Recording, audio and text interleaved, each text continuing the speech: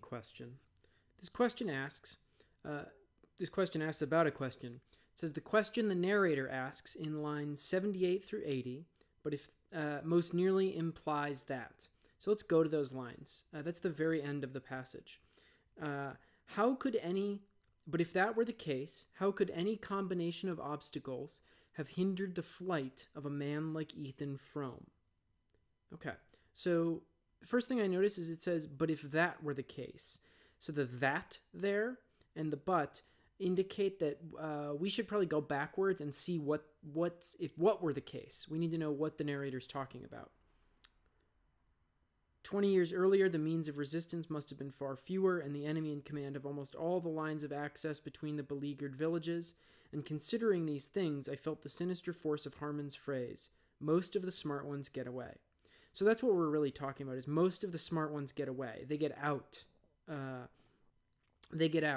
And so this is saying, well, if that's the case, if it's true that most of the smart ones get out, then what could have stopped Ethan Frome? How could any combination of obstacles have hindered the flight of a man like Ethan Frome? So you might feel like I'm not answering the question right here, but what I'm really doing is I'm paraphrasing this sentence to myself so that I really understand what it means. So that when I go back, I know that I'm supposed to be figuring out what it most nearly means. Well, now I have a sense, and I can go back and look at my answer choices because it's going to match up pretty well if I understand it this well. So the question he asked most nearly implies what? Well, there's a few things we can rule out. He's saying that most smart people get out. And if that were the case, well, then how could Ethan Frome not have gotten out? So we can rule out the idea that Ethan Frome must have been unintelligent. Because he's saying, well, he's implying that Ethan Frome is intelligent. But I don't see that as an answer choice. Harmon was withholding crucial information that's unrelated. So now we have these two things. Starkfield was extremely difficult to escape from, or extraordinary circumstances compelled Ethan to stay in Starkfield. Either of these is probably true. But what we can see is this question says, how could any combination of obstacles have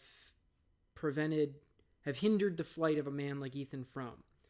To me, that's talking about any combination of obstacles. That's sort of a rhetorical question, saying, it's sort of a rhetorical question, and it implies that it would take extraordinary circumstances. It would take something beyond the ordinary to have made Ethan stay in Starkfield.